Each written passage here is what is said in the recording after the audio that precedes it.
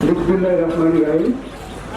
জাতির পিতার সম্মান রাখবে মোরা অমলাম, এই প্রতিপাদ্যকে ধারণ করে কালিয়াচর উপজেলায় প্রজাতন্ত্রের কর্মে নিয়োজিত সকল স্তরের কর্মচারী বৃন্দ কর্তৃক আয়োজিত আজকের প্রতিবাদ সমাবেশে উপস্থিত বিভিন্ন দপ্তরের প্রিয় সহকর্মীবৃন্দ, আমার সামনে উপবিষ্ট শব্দ সৈনিক, কলম সৈনিক, সাংবাদিক বন্ধুগণ সহ উপস্থিত সুধীবৃন্দ, আসসালামু আলাইকুম।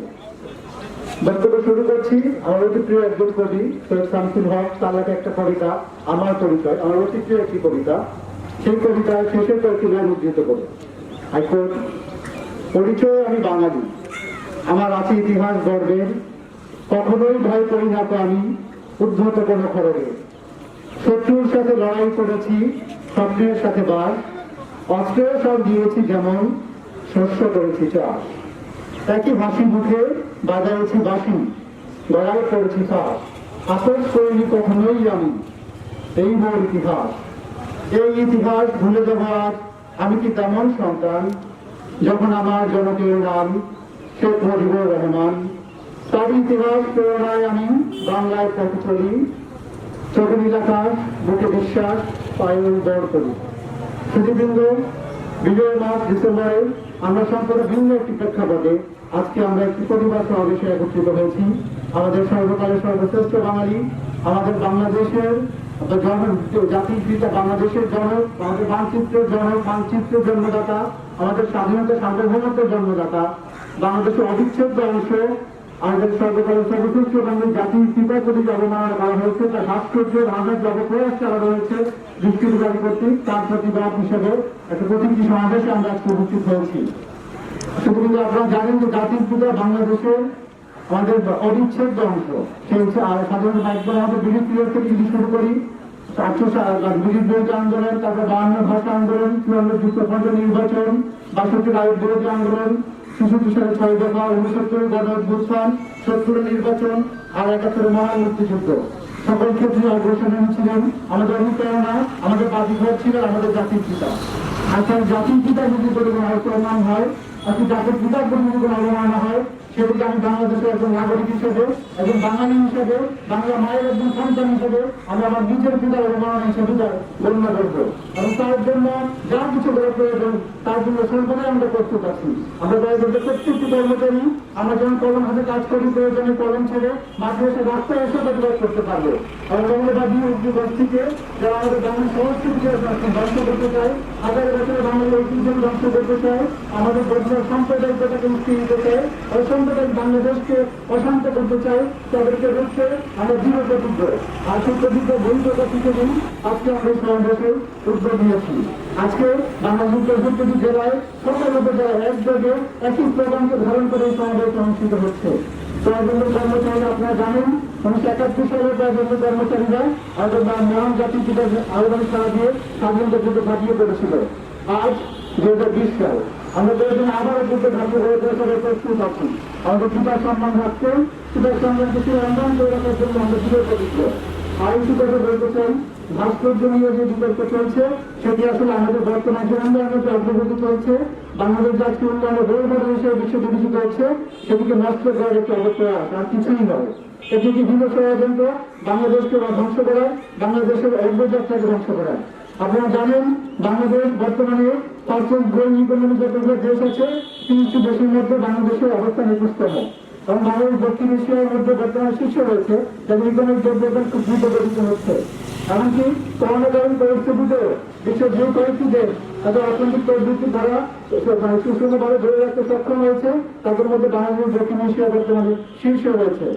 এরকম একটি অবস্থায় যখন আমাদের সরকার পদ্মা সেতু আজ বাস্তব দৃশ্যমান, সেই অবস্থায় আমাদের অগ্রযাত্রাকে বন্ধ করার জন্য, ধ্বংস করার জন্য, আমাদের স্থিতিশীলতাকে নষ্ট করার জন্য আজকে মৌলবাদী উগ্রবাদী গোষ্ঠী, স্বাধীনতার প্রয়োজিত শক্তি আজ আবারও ষড়যন্ত্র চালানোর প্রয়াস চালাচ্ছে। আমরা অবশ্যই সকল মিলে সেটিকে রুখবো। এই বিষয়ে আমরা দৃঢ় প্রতিজ্ঞ, আমরা কমিটেড। আর সেই কমিটমেন্ট ডিক্লেয়ার করার জন্যই আজকে এই প্রতিবাদ সমাবেশ। আমরা প্রতিবাদের মধ্যে থাকবো না, প্রতিরোধ গড়ে তুলবো। আর রাষ্ট্রীয় বিষয়ে আরেকটু বলি, রাষ্ট্রটি আমাদের নতুন কোনো বিষয় নয়। সেই 1971 সালের পর থেকে স্বাধীনতার পর থেকে আমাদের অনেক ভাস্কর্য হয়েছে, অনেক স্কাল্পচার হয়েছে। আমাদের গাজীপুর চৌরাস্তা আপনাদের জানেন, জাগ্রত সঙ্গী, সেটি অনেক আগে স্থাপিত হয়েছে। ঢাকা বিশ্ববিদ্যালয়ে যান, আমাদের সুভাষিত স্বাধীনতা আছে, আমাদের আদি ভাস্কর্য আছে, অপরাজয় বাংলা আছে, আমাদের স্বাধীনতা স্তম্ভ আছে। এগুলো তো নতুন কিছু নয়, এই ভাস্কর্য আমাদের নতুন কিছু নয়। তো সেগুলো নিয়ে আমরা কেন বিতর্ক সৃষ্টি করছি? বুঝতে হবে এর পিছনে অন্য কোনো উদ্দেশ্য আছে, কিন্তু রাজনৈতিক উদ্দেশ্য পরিবর্ত করার জন্যই ভাস্কর্যকে সামনে রেখে ভাস্কর্যকে ছদ্মবেশ হিসেবে ধারণ করে অন্য কোনো শক্তি তাদের ওই প্রয়াস চালাচ্ছে। তাদের বিরুদ্ধে আমাদের সবাইকে সোচ্চার থাকতে হবে, সজাগ থাকতে হবে, শুধু প্রতিবাদ নয়, প্রতিরোধ করতে হবে। আর আমাদের মুসলিম দেশগুলোতে ভাস্কর্য রয়েছে, আপনারা জানেন। অনেকেই আমাদের যারা আছেন আজকে ভাস্কর্য নিয়ে আন্দোলন করছেন, তাদের অনেকেই কিন্তু ইরাকের সাবেক প্রেসিডেন্ট সাদ্দাম হোসেনের একসময় খুব প্রিয় ভক্ত ছিলেন, সাদ্দামের অনেকের ভক্ত ছিলেন। তাদের দেখেছেন বাগদাদে যখন সাদ্দাম হোসেন পতন হলো, আমেরিকান ফোর্স ইউএস অ্যালায়েন্স যখন বাগদাদ দখল করে নিল, তখন তার ভাস্কর্য পালন করার জন্য ভেঙে ফেলা হয়েছে না? ইরাক তো মুসলিম কান্ট্রি, সেখানে তো ভাস্কর্য ছিল, কিভাবে ছিল? কারণ সাদ্দাম হোসেনের ভাস্কর্য ভেঙে ফেলা হয়েছে, সেগুলোকে নিজেকে বড় করে দেখানো হয়েছে না? তার ভাস্কর্য কিভাবে কেন নিচে ফেলা হয়েছে? তো ভাস্কর্য আমাদের অবিচ্ছেদ্য অংশ, সেটা সকল মুসলিম দেশে আছে। বাংলাদেশে অবশ্যই এমন নয়, বিশ্বের অন্যান্য মুসলিম দেশেও আছে। তা আমাদের অবস্থা হয়েছে ইংরেজি দেশে কথা আছে, সেটি হচ্ছে মোর খ্রিস্টিয়ান দেখতো, তাদের প্রদেশে বড় খ্রিস্টান হয়ে গেছে আর কি। তো আমরা এরকম হয়ে গেছি যে ইরাক বা অন্যান্য মুসলিম দেশ যারা মুসলিম প্রধান রাষ্ট্রগুলো তাদেরকে নিজেদেরকে বেশি মুসলমান দাবি করছেন। তো আমরা যদি কোনোভাবেই আমাদের স্থিতিশীলতা নষ্ট না হয়, আমাদের জাতির সম্মান নষ্ট না হয়, আমাদের যে অর্থনৈতিক অগ্রযাত্রা, সমৃদ্ধির পথে যে অগ্রযাত্রা, উন্নয়নের পথে যে অগ্রযাত্রা, সেটি যেন কোনো অবসরকে বিনষ্ট করতে না পারে, এ বিষয়ে আমরা প্রধানমন্ত্রী কর্মচারীরা সর্বদা সোচ্চার থাকবো, প্রতিবাদ করবো, প্রতিরোধ করবো। এই আশাবাদ ব্যক্ত করে সকলকে বিজয় দিবসের শুভেচ্ছা জানিয়ে শেষ করছি। ভালো থাকবেন সবাই। অনুচ্ছেদের এই অংশটি সংযুক্ত করা হয়েছে 4-এর প্রধানে, এবং আমরা দেখছি যে সংবিধানের চরমতম লঙ্ঘন হয়েছে এই মূর্তি, বঙ্গবন্ধুর ভাস্কর্য ভাঙার মধ্যে দিয়ে। মূর্তি বলা হচ্ছে, আমরা এটিকে মূর্তি বলতে চাই না। ঢাকা বিশ্ববিদ্যালয়ে চারুকলা অনুষদের ভাস্কর্য বিভাগ রয়েছে, সেখানে ভাস্কর্য বিষয়ে লেখাপড়া করানো হয়। আমাদের এই সন্তানেরা সেখানে লেখাপড়া করে দেশে বিদেশে ভাস্কর্য নির্মাণ করে খ্যাতি অর্জন করছে। সবখানে আমাদের ভাস্কর্য নিয়ে কাজ হচ্ছে, সেখানে এই মুহূর্তে এটি আসলে একটি জঘন্যতম এবং অত্যন্ত খারাপ একটি ঘটনা। আমি আবারও বলছি যে বাংলাদেশের নাগরিক হিসেবে এবং এই বিজয়ের মাসে আমরা এটি তীব্রভাবে নিন্দা জানানোর পাশাপাশি আমরা এটি বলতে চাই যে এটি আসলে কারো প্রতি যদি কেউ কোনো হুমকি দিয়ে থাকে বাংলাদেশের মানুষের প্রতি, সেটি আমাদের জন্য কোনো বিষয় না। বাংলাদেশের মানুষ জীবন দিয়ে দেশ ছিনিয়ে আনতে পারে, তাদের কাছে সামান্য ভাস্কর্য ভাঙার হুমকি কোনো হুমকি না। তো আমরা যেখানে থাকি না কেন, আমরা এটি প্রতিবাদ জানিয়ে এই বিষয়টিকে এবং যেভাবে পারি বঙ্গবন্ধুর সম্মান রক্ষার্থে শুধু ভাস্কর্য না, যে কোনোভাবে বঙ্গবন্ধু যেন কোনো রকম অবমাননা না হয় সেই বিষয়টি আমরা খেয়াল রাখবো। এবং এটি আমাদের বাংলাদেশের নাগরিক হিসেবে স্বাধীন বাংলাদেশের বাতাস যারা আমরা বুক ধরে নিই, তাদের প্রত্যেকের দায়িত্ব।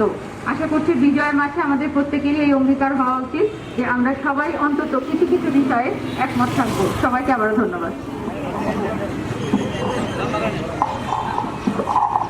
আমি এই পর্যায়ে আমাদের উপজেলার মহিলা বিষয়ক কর্মকর্তা তাকে উপজেলা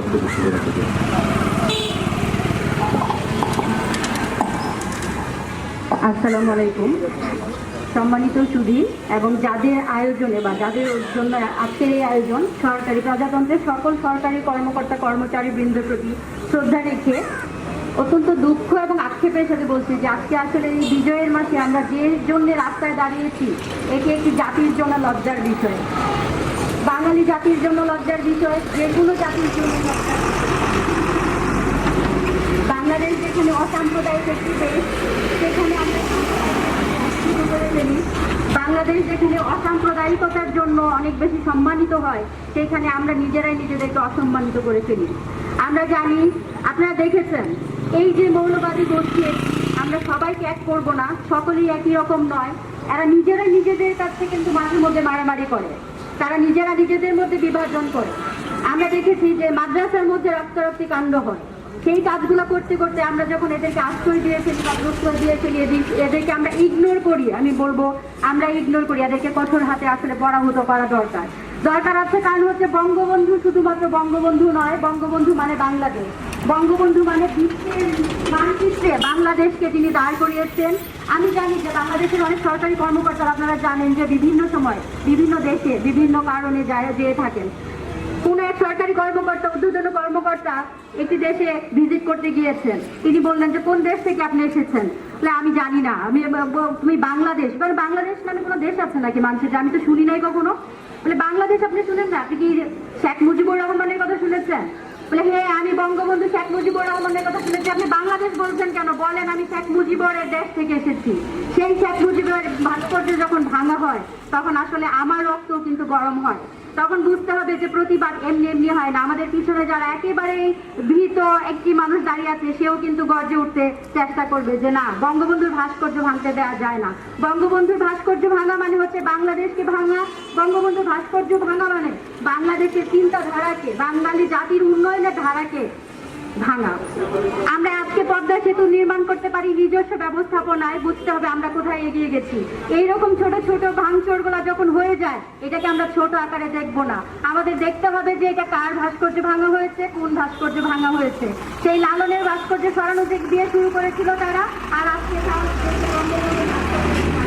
সেই সাহসকে আসলে আমাদের দেওয়া উচিত হয়নি। আমি মনে করি যে একজন প্রজাতন্ত্রের কর্মচারী, কর্মকর্তা হিসেবে আমি নিজে যেমন লজ্জিত, আমার মন্ত্রণালয় লজ্জিত, আমার অধিদপ্তর লজ্জিত, এবং তারই ধারাবাহিকতায় মাঠ প্রশাসনের পক্ষ থেকে আমি আমার অধিদপ্তরের পক্ষ থেকে, অধিদপ্তরের মাঠ পর্যায়ের কর্মকর্তা হিসেবে আমার সকল কর্মচারীর পক্ষ থেকে প্রতিবাদ জানাচ্ছি এবং তীব্র নিন্দা জ্ঞাপন করছি এবং চাচ্ছি যে এদের বিচার হোক, এই সব দুষ্টিকে খুঁজে বের করে তাদেরকে প্রতিরোধের আওতায় নিয়ে আসা হোক এবং এই ধরনের ঘটনা যেন ভবিষ্যতে না ঘটে তার ব্যবস্থা গ্রহণ করা হোক। ধন্যবাদ সবাইকে।